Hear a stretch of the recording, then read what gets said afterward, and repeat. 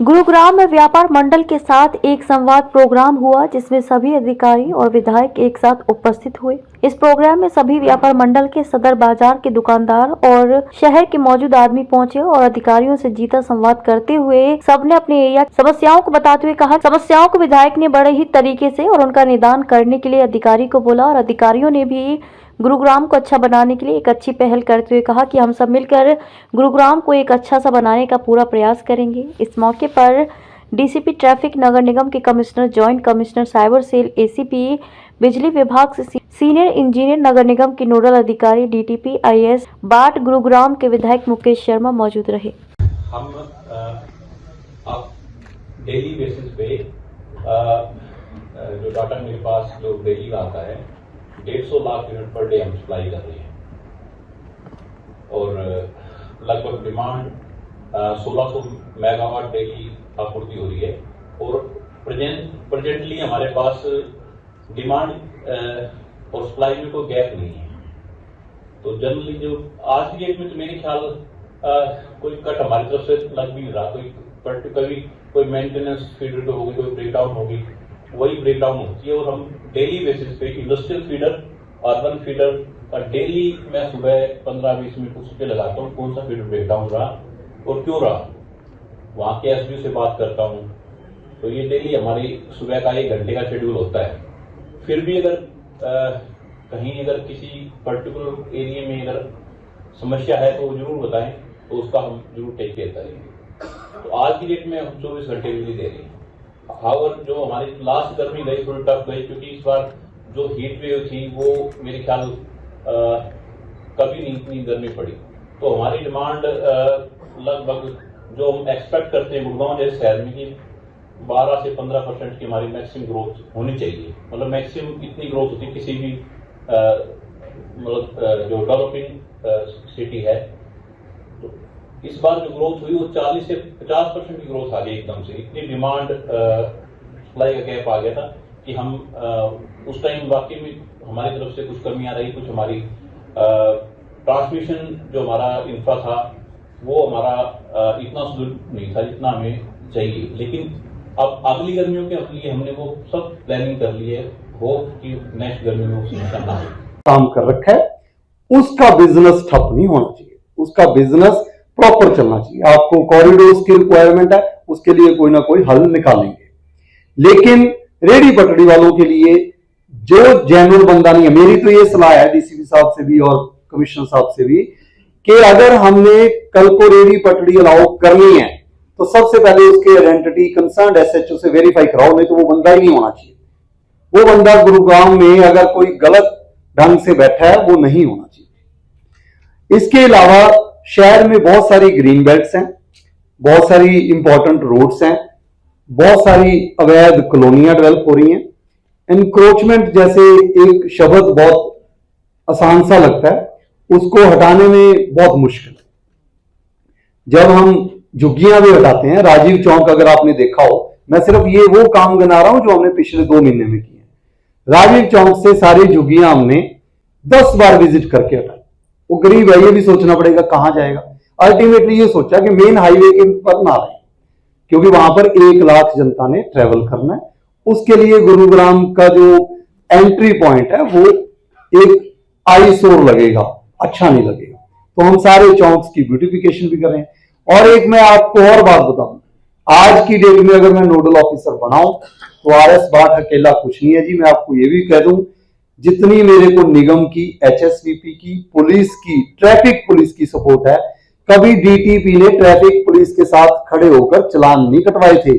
आज हमारे इतना कॉम्प्रिहेंसिव एफर्ट है कि अगर हम एमजी रोड के ऊपर कार्रवाई करते हैं, ट्रैफिक पुलिस का जेडओ भी वही है, एमसीजी के एम्प्लॉयज भी वही है, एचएसवीपी का कंसर्न है तो वो भी वही है।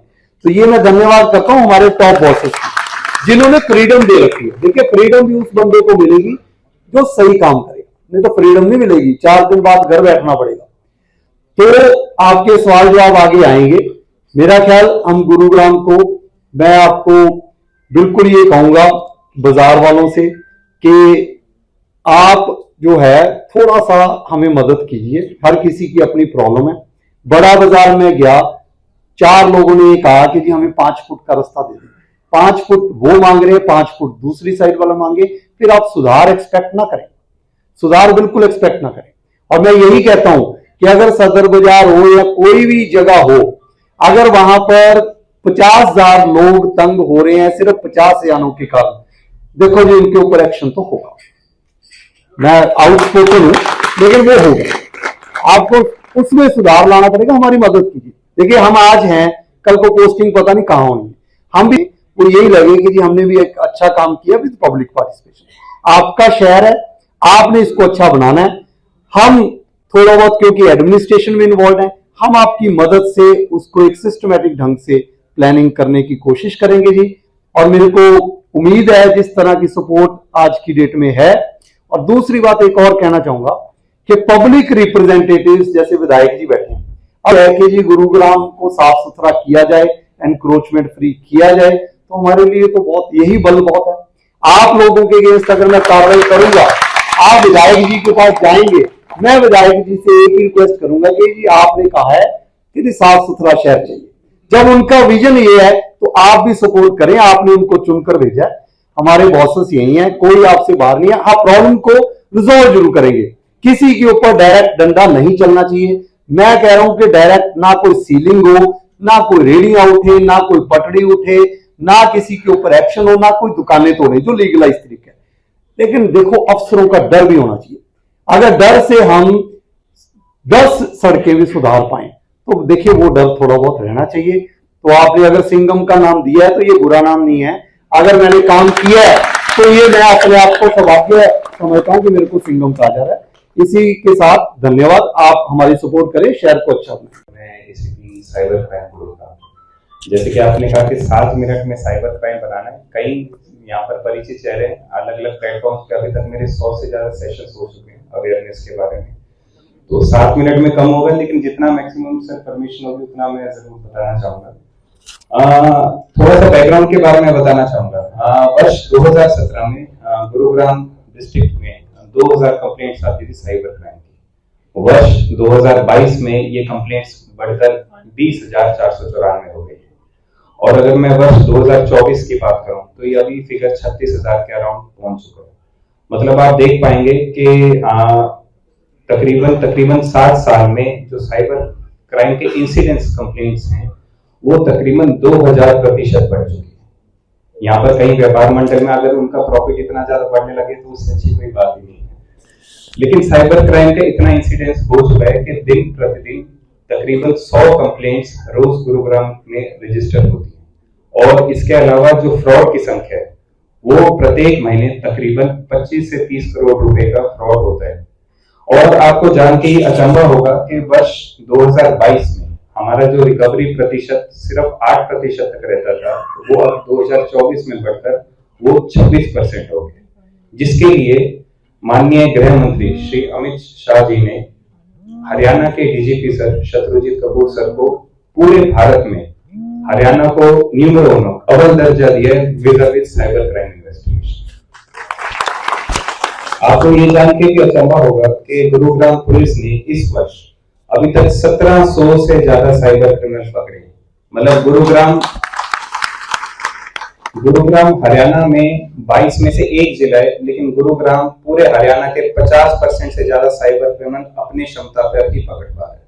और अगर मैं नॉर्मल ठगी की बात करूं, नॉर्मल ठगी हुई, मारपीट के मुकदमे हुए, वो सारे के सारे परिचित जन करते हैं। ये जो 1700 हमने क्रिमिनल अभी तक पकड़े हैं, ये सिर्फ दिल्ली एनसीआर से नहीं पकड़े, बल्कि इनमें से कुछ हैं जो कि केरला से हैं, कुछ ओडिशा से हैं, कुछ कोलकाता, कुछ वेस्ट बंगाल से हैं, कुछ गुजरात से हैं, कुछ जम्मू कश्मीर से हैं। पूरे भारत के विभिन्न क्षेत्रों से ये भर रहे हैं। अब कुछ मिथ्स हैं जो मैं 2 मिनट में संक्षिप्त में आपको बताना चाहूंगा। कुछ मिथ जो आप सबको समझना चाहिए। कितने लोगों को लगता है हमारे फोन में हैकिंग होती है साइबर क्राइम करने के लिए? कोशिश तो बहुत होती है। मैं आप सबको एक चीज क्लियरली बताना चाहूंगा, hacking is a multi-million dollar industry और हैकर्स जो हैं वो हाई नेटवर्थ इंडिविजुअल्स या सोशल इंस्टीट्यूशंस को टारगेट करते हैं। जैसे कि सुप्रीम कोर्ट के यूट्यूब चैनल अभी कुछ समय पहले हैक हो गया था।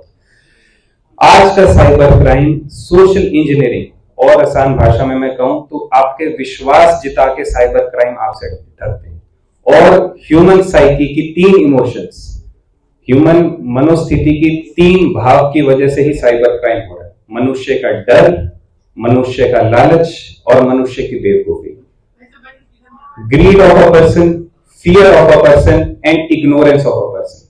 अगर ये 3 फैक्टर हम कंप्लीटली इरेज कर दें तो मैं कमिट करता हूं कि cyber crime is a crime which is completely preventable. Secondly, cyber crime of today is not a national phenomenon, it's a transnational phenomenon. अगर आपको ये विश्वास नहीं होता तो गूगल पर साइबर स्लेवरी जरूर सर्च कीजिएगा।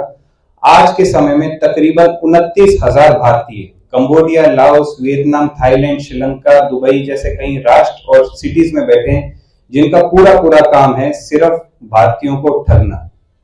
ये मैं अभी गृह मंत्रालय जो ministry of home affairs new Delhi में, वहीं पर एक I4C वहां मीटिंग थी। अभी कुछ दिन पहले 17 भारतीय पकड़े गए हैं, जो कि 17 भारतीय, 130 चाइनीज और 30 पाकिस्तानी, जो पूरे भारत में, चाइना में, पूरे विश्व में ठगी कर रहे थे। अभी तो एक बार शहर साफ हो जाए, पहली प्राथमिकता तो यही है। हम आपस में जो कहते हैं फायर फाइटिंग का काम ये भी चल रहा है, और पूरे शहर में अच्छे से रोड स्वीपिंग हो, डोर टू डोर कूड़ा हम उठा नहीं पा रहे, मैं स्वीकार करता हूँ, पूरे शहर से नहीं उठा पा रहे, उसमें काफी कमियां हैं, और उन कमियों को कैसे दूर करें, क्योंकि ज्यादा बड़ी जो समस्या है कूड़े की वो डोर टू डोर से ही शुरू होती है। वो बेसिक जड़ है समस्या की। यदि डोर टू डोर हमारा 100% हो जाए तो उसके बाद जगह जगह जो कूड़े के ढेर नजर आते हैं वो खत्म हो जाते हैं। जब किसी के घर से कूड़ा नहीं उठता तो वो घर से निकलता है, पॉलीथीन में डालता है, और जहां जहां पहले से पड़ा होता है वहां पे डाल देता है। और इसमें उसके अंदर से देखें तो कुछ बुरा भी नहीं, घर में कब तक रखेगा। लेकिन असलियत यह है कि अभी डोर टू डोर हमारा सिस्टमेटिक नहीं है। मुझे नहीं पता आपके बाजार से कितना उठ रहा है,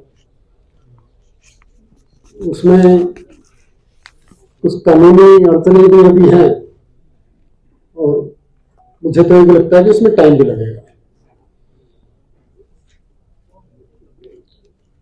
तो अभी शॉर्ट टर्म तो है कि डोर टू डोर उठाने के, डोर टू डोर की कमी को पूरा करने के लिए हमने शहर में जितने भी ऐसे पॉइंट्स हैं जहां पे कूड़ा गिरता है वहां पे ट्रॉलियां खड़ी की हुई है, और हर समय जैसे वो ट्रॉली भर जाती है उसको आगे जो हमारा सेकेंडरी पॉइंट है उस पे वो ट्रॉली उस कूड़े को डाल के आती है, और इन द मीन टाइम दूसरी ट्रॉली उसकी जगह खड़ी कर देती है, और ये सिस्टम लगभग ठीक ठाक चल रहा है। तो शॉर्ट टर्म में तो है कि एक बार कहीं पे भी कूड़ा ना रहे शहर में, और ये हम GVP बोलते हैं, गार्बेज वल्नरेबल पॉइंट्स, उन पे कूड़ा इकट्ठा ना हो, साथ के साथ उठ जाए वहां से। आज के दिन जो हम कूड़े की मैनेजमेंट कर रहे हैं बहुत अनसाइंटिफिक तरीके से कर रहे हैं। कूड़े का एक छोटा पोर्शन ही हम सेग्रीगेट कर पा रहे हैं, उसमें से जो गीला कचरा है उसको अलग कर पा रहे हैं और सूखे को अलग कर पा रहे हैं, गिल्ले के बहुत छोटे पोर्शन की खाद बना पा रहे हैं। लॉन्ग टर्म विजन ये है कि कूड़े देखो मॉडर्न हो गए, बहुत सी सुविधाएं आ गई, और उन सुविधाओं के साथ, पैसे के साथ कूड़े की जो जनरेशन है प्रति व्यक्ति वो बहुत ज्यादा बढ़ गई, और कूड़ा पैदा करते वक्त हम बिल्कुल नहीं सोचते, अनायास ही पैदा हो जाता है। लेकिन जब वो समस्या पैदा करता है तब लगता है कि कूड़ा है, और फिर उसकी डिस्पोजल के लिए कोई बड़ी जगह कहीं पर भी ढूंढते हैं। हर जगह लोग विरोध करते हैं कि किसी दूसरे का कूड़ा मेरे सिर पे क्यों डाल रहे, और नैतिक रूप से भी देखे तो गलत है। कूड़ा पैदा करूं मैं, डाल दो उनके कमजोर आदमी के सिर पे, इसलिए डाल दो कि कमजोर है बोले, हो सकता है आप में से कुछ को अच्छा ना लगे ये बात, लेकिन असलियत यही है, यही करने की कोशिश कर रहे हैं प्रशासनिक तौर पे। मुझे लगता है कि ये मॉडल चलेगा नहीं, बिल्कुल सस्टेनेबल नहीं है। कूड़े की डिस्पोजल का तो डिसेंट्रलाइज मॉडल ही लॉन्ग रन में कामयाब होगा। डिसेंट्रलाइज का मतलब यह है कि जिस वार्ड में जितना कूड़ा पैदा हुआ उसी वार्ड में ज्यादा से ज्यादा कूड़ा खप जाए। खपने का मतलब यह है कि गीला कूड़ा उसी वार्ड में अलग हो जाए, सेग्रीगेट हो जाए, और उसी वार्ड की जगह में उसकी खाद बन जाए। उसी वार्ड में सूखे कूड़े से जो यूज होने वाली चीजें हैं जो बिक सकती हैं, उसी वार्ड में वो अलग हो जाए और वहीं से वो बिक जाए। और उसके बाद मुश्किल से 10-15% कूड़ा ऐसा बचेगा जो किसी काम नहीं आ सकता, वो कूड़ा फिर सेंट्रलाइज जगह पे जाए। इसके लिए हमें अपने आप को मानसिक रूप से तैयार करना पड़ेगा।